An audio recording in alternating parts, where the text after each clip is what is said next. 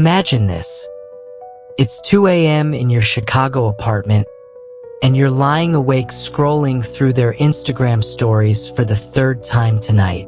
Your heart races when they post something new, drops when they don't respond to your text, and you realize with a sinking feeling that this person has become the remote control to your entire emotional state. Maybe you're that Los Angeles freelancer whose entire day gets derailed because a client seemed less enthusiastic in their email response.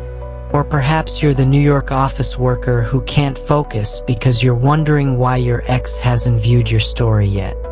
If any of this resonates, you're not alone, and more importantly, you're not stuck. Here's what I want you to understand. That overwhelming burden you feel, that sense of being trapped in an emotional cycle that seems impossible to break, it's one of the most common human experiences. But here's the silver lining that changes everything. Freedom from this pattern isn't just possible. It's well within your reach. The ancient Stoic philosophers, particularly Marcus Aurelius and Seneca, understood something profound about human nature.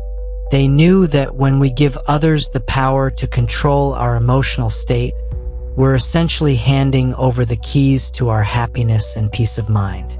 Marcus Aurelius, who ruled the Roman Empire but still struggled with the same human emotions we face today, wrote, "You have power over your mind, not outside events.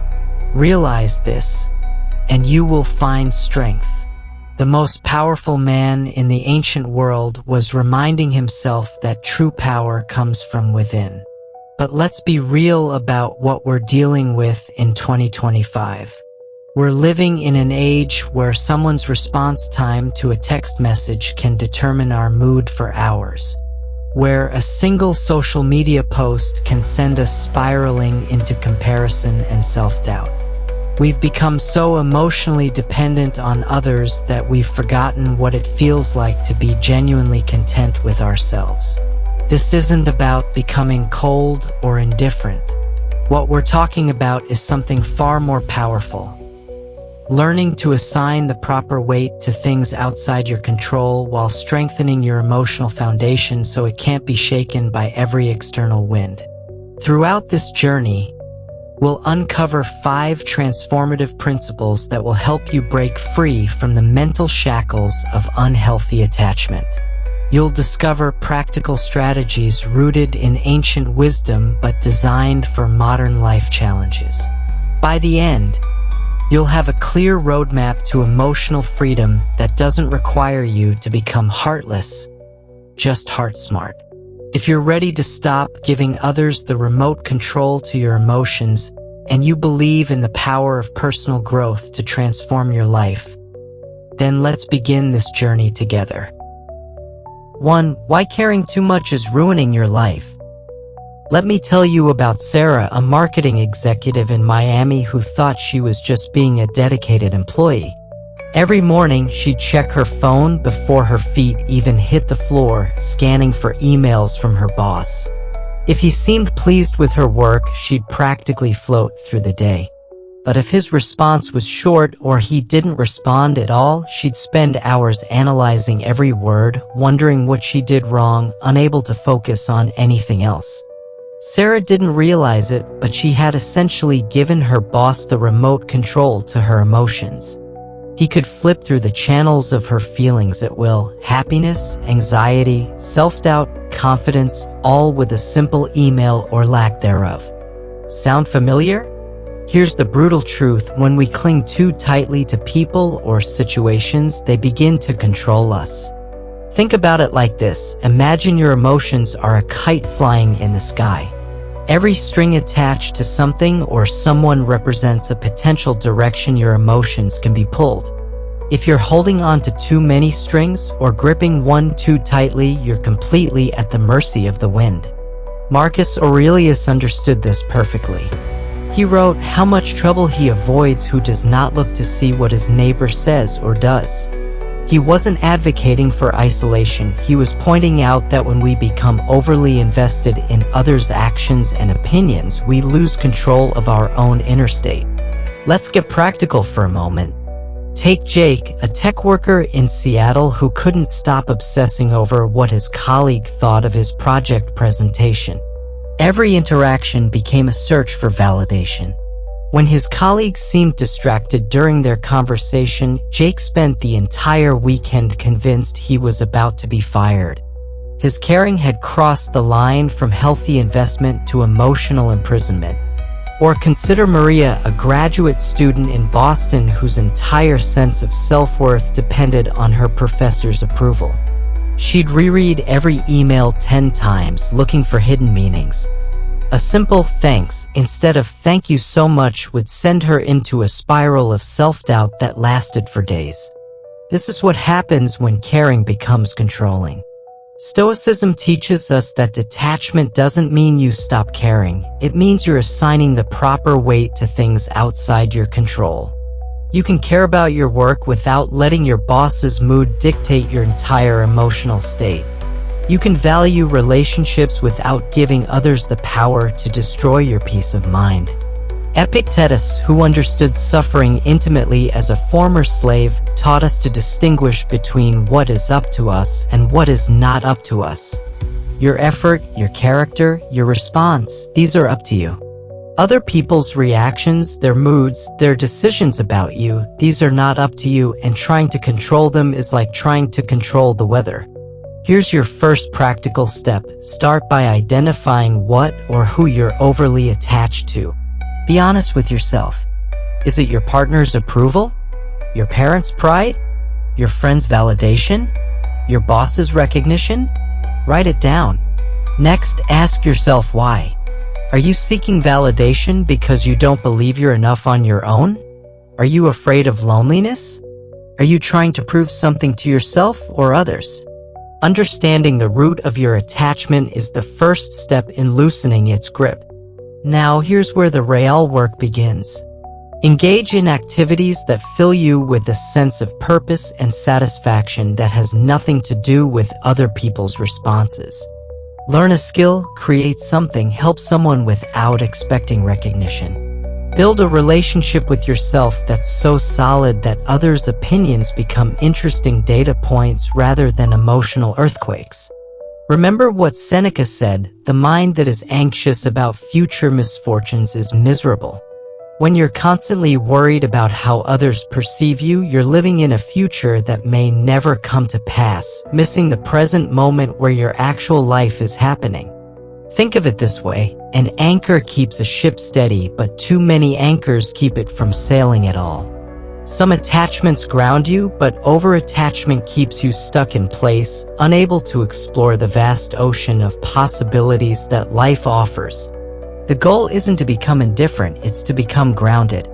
When you're grounded in your own worth, others' opinions can inform you without controlling you. Their approval can be nice without being necessary. Their disapproval can be disappointing without being devastating. This shift from over-attachment to healthy caring is liberating. It allows you to love more freely because you're not desperately clinging. It lets you work more effectively because you're not paralyzed by the fear of judgment. It enables you to be more authentic because you're not constantly performing for others' approval. Sarah from Miami? She learned to check her emails at designated times, not the moment she woke up. She started measuring her success by her own standards, not just her boss's reactions. Jake began focusing on the quality of his work rather than his colleagues' every facial expression. Maria discovered that her professor's approval was nice to have but not necessary for her sense of self-worth. The beautiful thing about loosening your grip on these emotional strings is that it doesn't make you care less, it makes you care better. When you're not desperately seeking validation, you can offer genuine support. When you're not controlled by others' moods, you can be a stabilizing presence in their lives. Remember, detachment in its essence sets you free. Free to care without clinging, free to love without losing yourself, free to engage without being enslaved. This is the first step toward emotional freedom, and it starts with recognizing that your peace of mind is not for sale at any price. 2. The real reason you can't let go of anyone. Here's something that might surprise you. That person you can't stop thinking about, that relationship you can't seem to move past, that friend whose approval you desperately need, your attachment to them has very little to do with love and everything to do with your ego. Let me tell you about David, a relationship coach in Denver who couldn't take his own advice. He'd been helping clients move past toxic relationships for years, but when his own girlfriend started pulling away, he found himself checking her location on social media, analyzing her every text for hidden meanings, and losing sleep over whether she still cared about him. The irony wasn't lost on him. He knew better, but he couldn't stop himself. What David didn't realize is that he wasn't operating from love. He was operating from ego. And there's a massive difference between the two that most people never recognize. Think about a newborn baby for a moment. Watch how they interact with the world. Pure joy, complete presence, radiating love without any agenda. They don't need validation. They don't compare themselves to other babies. They don't worry about being rejected. They're operating from their essence, which is love. But as we grow up, something happens. Our ego takes the driver's seat, and it starts cluttering our lives with attachments. These attachments, whether to people, outcomes, or ideas, cloud our judgment and distract us from our true nature. We start believing we need certain people or things to be complete, to be happy, to be worthy. Marcus Aurelius understood this struggle intimately. In his personal writings, he reminded himself, "Very little is needed to make a happy life. It is all within yourself, in your way of thinking." He recognized that attachment is the game of the ego, the very opposite of love and self-contentment. Let's look at Lisa, a marketing professional in Phoenix who couldn't understand why she felt so desperate every time her best friend didn't respond to her texts immediately. She'd create entire stories in her head. Maybe her friend was mad at her. Maybe she'd said something wrong. Maybe she was being replaced by someone more interesting. The truth was, Lisa's ego was seeking constant validation that she mattered, that she was important, that she was enough. But here's what Lisa's ego didn't want her to know. She was already enough. She always had been. Her worth wasn't dependent on her friend's response time or attention level. Her completeness wasn't tied to anyone else's presence in her life. This is where Stoicism offers us profound wisdom. Seneca wrote, "Every new beginning comes from some other beginning's end." To begin living from a place of love rather than ego, we must end our addiction to external validation. Living from love means trusting in abundance. It means genuinely believing that what's meant for you will find its way to you. This isn't wishful thinking or naive optimism. It's a deep-seated belief in your personal value and capabilities. It's understanding that the universe isn't conspiring against you. It's conspiring for you. When you operate from love instead of ego, something magical happens. You stop clinging desperately to outcomes. You stop trying to control other people's feelings about you. You start trusting the natural flow of relationships and life circumstances. Consider Michael, a software engineer in Atlanta who used to panic every time his girlfriend seemed distant. His ego would immediately jump to worst-case scenarios. She was losing interest. She was seeing someone else. He wasn't good enough for her. But when Michael learned to operate from love instead of ego, he realized that her moods and behaviors were about her own life circumstances, not a reflection of his worth. Operating from love allowed Michael to give his girlfriend space when she needed it, to support her without trying to fix her, and to maintain his own emotional stability regardless of her emotional state. Paradoxically, this made their relationship stronger because she felt less pressure and more genuine care from him. Here's how you start to untangle yourself from these ego-driven attachments. First, acknowledge the attachment for what it is, a product of your ego seeking security and validation. Don't judge yourself for it. We all have these patterns. Just see it clearly. Next, shift your perspective.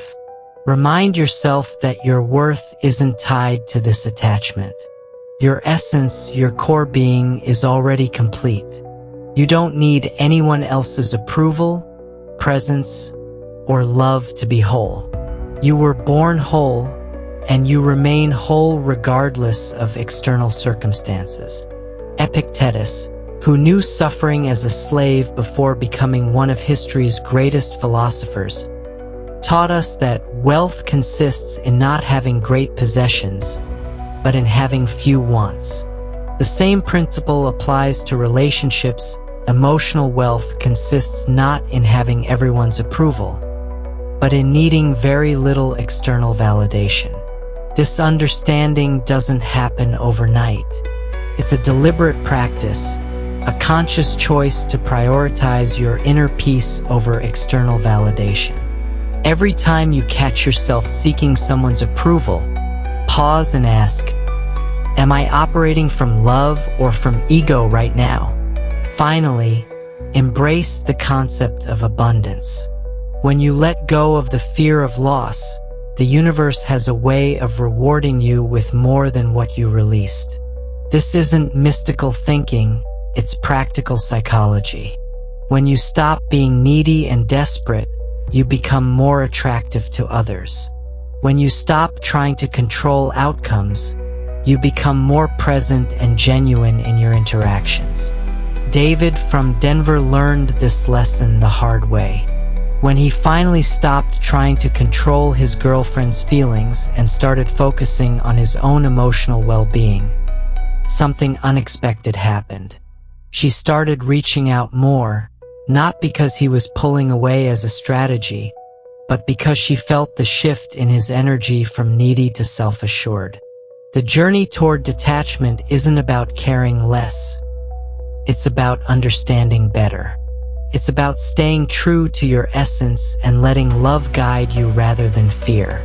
It's about recognizing that attachments are anchors that limit the vast ocean you're meant to explore. When you operate from love instead of ego, you don't lose your capacity for deep connections. Instead, you gain the ability to love freely without losing yourself in the process. You can care deeply while remaining grounded in your own worth. You can be vulnerable without being dependent. Remember, detachment doesn't mean you become cold or indifferent. It means you become warm and self-sufficient. It means you can offer love without strings attached, support without expectations, and presence without agenda. This is the transformative power of living from your essence rather than your ego. 3. Stop putting people on pedestals. They're just human. Let me tell you about Rachel, a tech worker in San Francisco who spent 2 years obsessing over her startup CEO. She'd study his LinkedIn posts like scripture, memorize his interview quotes, and genuinely believed he possessed some magical formula for success that she'd never have. She worked 80-hour weeks, hoping to impress him, constantly comparing herself to his achievements, feeling smaller despite her own considerable talents. What Rachel didn't realize was that her ego was playing a cruel trick on her, making her believe that someone else's grass was inherently greener, that another person held keys to happiness and success that were somehow unavailable to her. Here's the truth your ego doesn't want you to know. No one has a special ticket to life that you don't have. We're all equally vulnerable, equally human, equally figuring it out as we go. That person you've put on a pedestal, they have bad breath in the morning, worry about paying bills, feel insecure sometimes, and definitely don't have life figured out any more than you do. Marcus Aurelius, literally the most powerful man in the ancient world, wrote in his private journal, "Remember that very little is needed to make a happy life. It is all within yourself, in your way of thinking." The Roman emperor was reminding himself that external status and power don't create happiness. If he needed that reminder, what does that tell you about the people you're idolizing? Consider James, a musician in Nashville who put every successful artist on a pedestal. He'd scroll through their Instagram feeds, convinced they lived perfect lives of creativity and fulfillment. He'd compare his behind-the-scenes struggles to their highlight reels, forgetting that social media shows about 1% of anyone's actual reality. This constant comparison paralyzed his own creativity because he believed he could never measure up to these superior beings. But when James finally met some of his musical heroes, he discovered they were just people. They had the same fears about their work, the same struggles with self-doubt, the same human problems he did. The only difference was that they'd kept creating despite those fears, not because they were somehow immune to them. Epictetus taught that we should focus on what's within our control, our thoughts, our actions, our responses. When you put someone on a pedestal, you're essentially saying that their thoughts, actions, and responses are somehow more valuable than yours. But that's just not true. The Stoics understood something crucial. We all play different roles in life's drama, but no role is inherently more important than another. You might be playing the role of student while someone else plays teacher, but that doesn't make them a better person. Just a person with different experiences and responsibilities. Here's your practical exercise. Think of someone you've put on a pedestal. Now imagine them in mundane situations, stuck in traffic, dealing with difficult customer service, having an argument with their partner, feeling insecure about their appearance. See them as fully human, not as a highlight reel, but as a person navigating life's challenges just like you. Maria, a political intern in Washington, D.C., idolized every senator she encountered until she realized something profound. These were just people who'd made different choices and had different opportunities.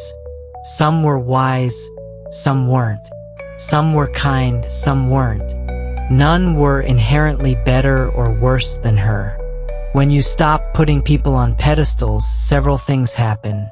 You stop feeling intimidated, which allows authentic interaction. You stop comparing your behind the scenes to their highlight reel, reducing unnecessary suffering.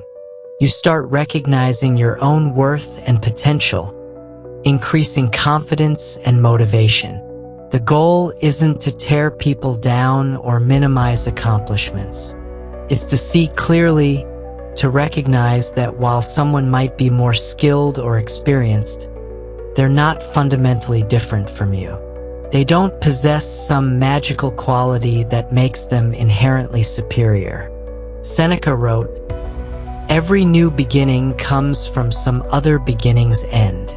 To begin seeing people clearly, you must end the illusion that anyone is fundamentally different from you. This doesn't mean everyone has the same skills or opportunities. It means everyone has the same basic human worth and struggles. Marcus Aurelius reminded himself daily that everyone he met was struggling with something. The person you're idolizing is struggling too. They have fears, insecurities, and challenges you know nothing about. They're not living on some higher plane. They're living the same human experience you are, just with different circumstances. When you truly internalize this truth, you develop what I call grounded admiration. You can appreciate someone's skills, learn from their experience, and respect their achievements without losing yourself in the process.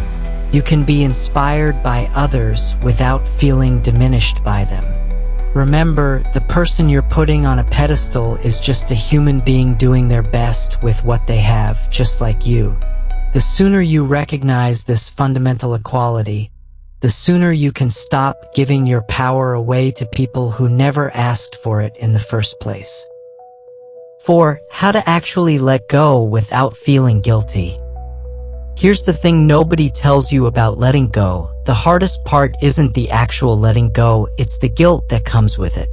Let me tell you about Marcus, a Portland artist who spent 3 years in a creative partnership that was slowly draining his soul. His business partner was talented but toxic, constantly criticizing his work and taking credit for their successes. Marcus knew he needed to leave, but every time he tried, guilt would flood in. What if I'm being selfish? What if I'm abandoning someone who needs me? What if I'm making a huge mistake?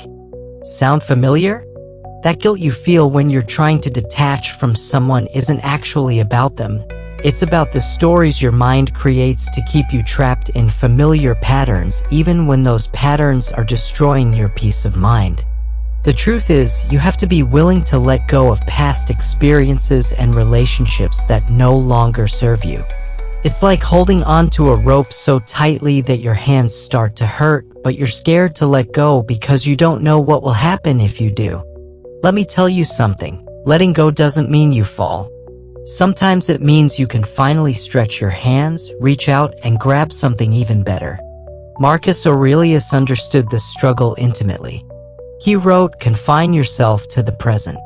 The reason letting go feels so difficult is that we're not actually living in the present moment. We're living in our fears about the future or our attachments to the past. We're holding on to what was or what we think should be instead of accepting what is. Let's talk about Sarah, a Houston professional who couldn't let go of her attachment to her former company after being laid off. She'd check their website daily, follow former colleagues on social media, and feel a pang of loss every time she saw them succeeding without her. She was holding onto a rope that was connected to nothing, causing herself pain for no reason other than familiarity. Here's where most people get stuck. They think letting go means they didn't care enough or that they're giving up too easily. But that's not what healthy detachment looks like. Seneca taught us that every new beginning comes from some other beginning's end. You can't start the next chapter of your life while you're still trying to rewrite the previous one. The fear of missing out, FOMO, is one of the biggest traps that keeps us from letting go. It's like watching everyone else's highlight reel on social media while thinking you're missing out on life. But here's what I learned the hard way: it's not real life. It's a curated, filtered snapshot meant to showcase a perfect moment that probably lasted about 5 seconds. Consider Jake, a Minneapolis student who couldn't move past his high school social dynamics even though he was now in college. He'd constantly check his old friends' social media, feeling left out when they hung out without him, even though he'd moved to a different state and had new opportunities right in front of him. He was so busy watching other people's stories that he forgot to live his own. Once you stop scrolling through everyone else's highlight reels and start living your own life, FOMO loses its grip on you. Not knowing every detail of someone else's life doesn't mean you're missing out. It means you're fully present in your own life, making memorable moments that belong to you and you alone. Here's another truth bomb. Attachment to a false image of happiness can make letting go seem impossible. You see others living what looks like their best life and fear that you're falling behind, that you might never have what they have. But remember, grass only looks greener from a distance. Up close, you'll see it has its share of brown patches too. Lisa, a Tampa retiree, spent years feeling guilty about not being as involved in her adult children's lives as other parents seemed to be on Facebook. She'd see posts about family vacations and weekly dinners and feel like she was failing as a mother. But when she finally stopped comparing her real life to other people's social media posts, she realized her relationship with her kids was actually healthier because she'd given them space to become independent adults. Creating an illusion of perfection in someone else's life steals joy from your own. It's like running on a treadmill trying to catch up to a hologram. No matter how fast you go, you'll never reach it because it's not real. So how do you actually let go without the crushing guilt? First, remember the Stoic principle that Epictetus taught. Focus on what's within your control. Your thoughts, your actions, your growth, these are yours to command. Someone else's opinion of your decision to let go? Not your business. Whether they understand your choice? Not your responsibility. Second, reframe letting go as an act of love, not abandonment. When Marcus finally left his toxic creative partnership, he realized he wasn't abandoning his partner, he was freeing both of them to find situations that actually worked for their individual growth. Sometimes the most loving thing you can do is step back and let someone figure out their own path. Third, understand that guilt is often just fear wearing a mask. You're not feeling guilty because you're doing something wrong. You're feeling scared because you're doing something different. Change is uncomfortable even when it's necessary and healthy. Here's what I want you to remember. It's empowering to realize that no one's opinion, no past relationship, not even a shiny filtered life on social media has the power to define your worth or your happiness. This realization is your armor.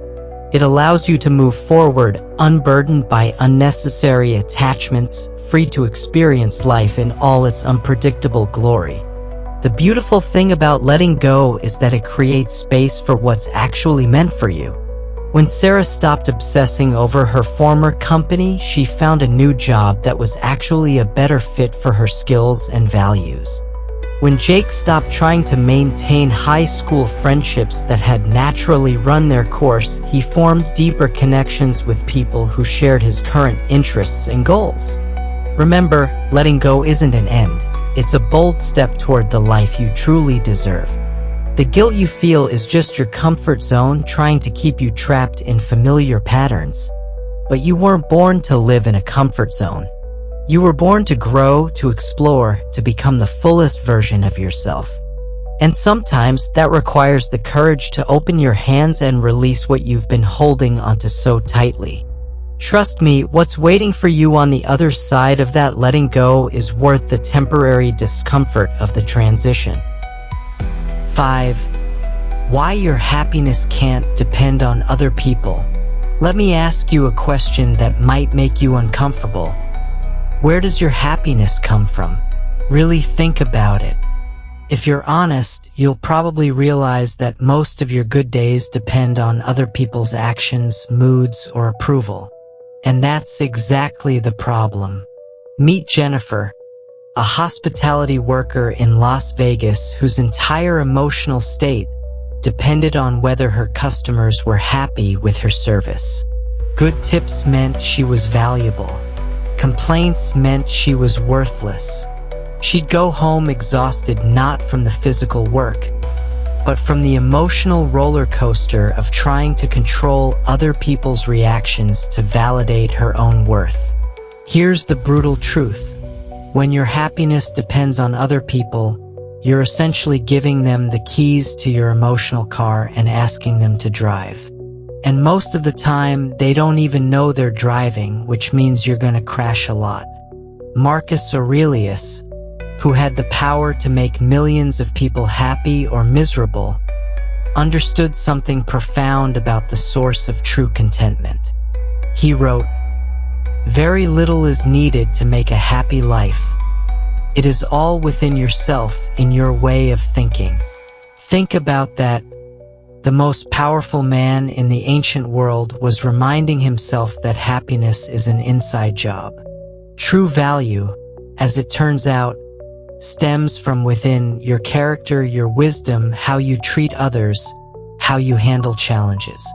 It's easy to think that happiness is locked away in someone else's presence in your life.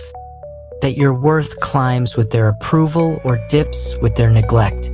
But this mindset chains you, reducing your vast potential to the whims of another person.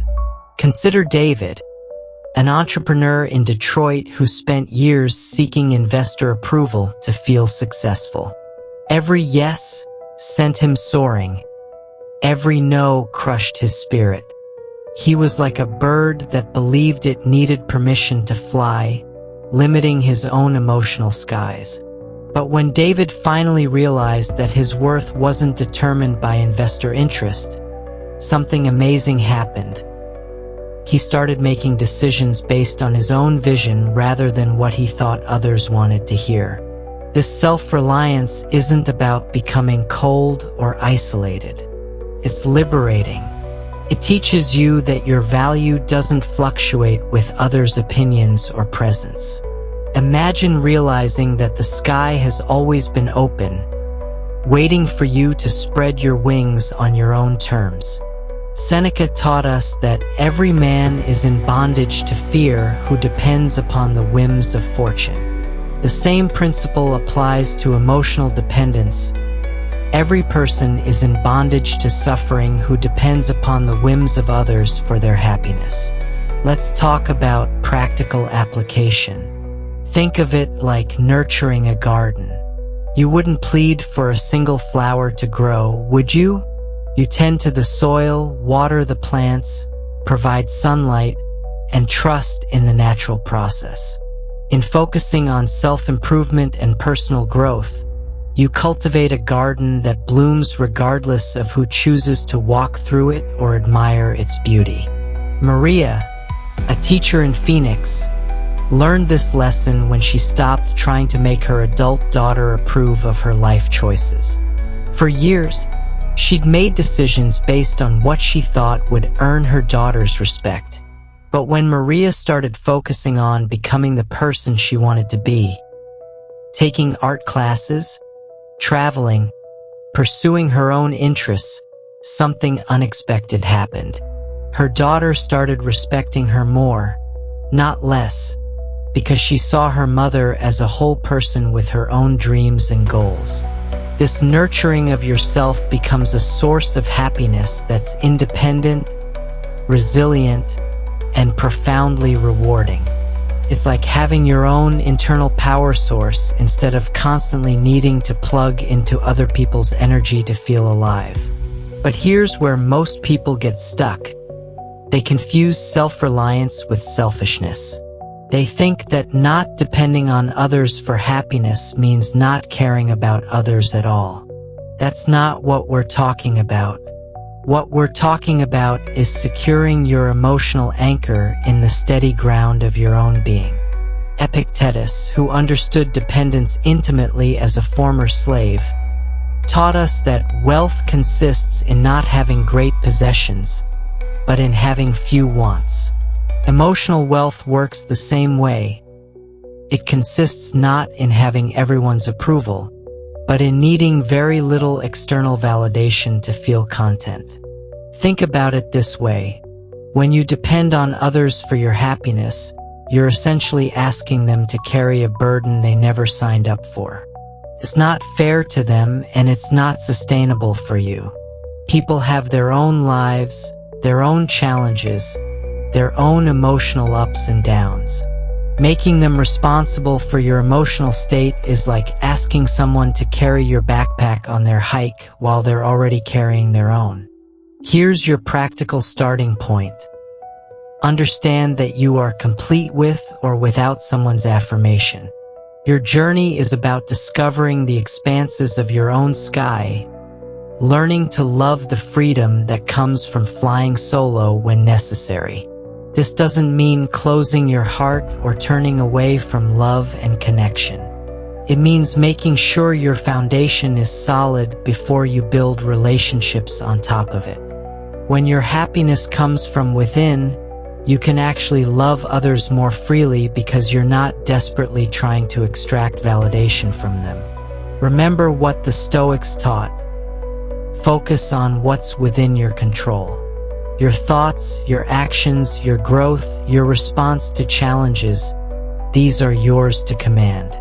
Other people's moods, their decisions about you, their level of appreciation for who you are, these are not within your control, and trying to control them is a recipe for constant frustration.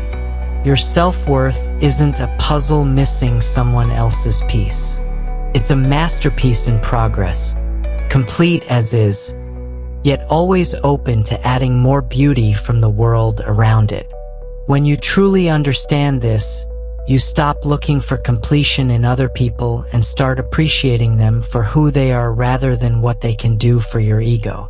The beautiful irony is that when you stop needing other people's approval to be happy, you often get more of it. When you're not desperately seeking validation, you become more attractive to be around. When you're not trying to control others' feelings about you, you can be more authentic, which creates deeper connections.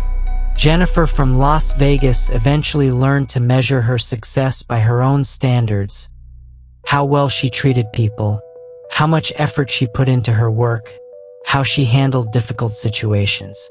Her happiness stopped being at the mercy of every customer's mood, and paradoxically, her customer service actually improved because she wasn't operating from desperation.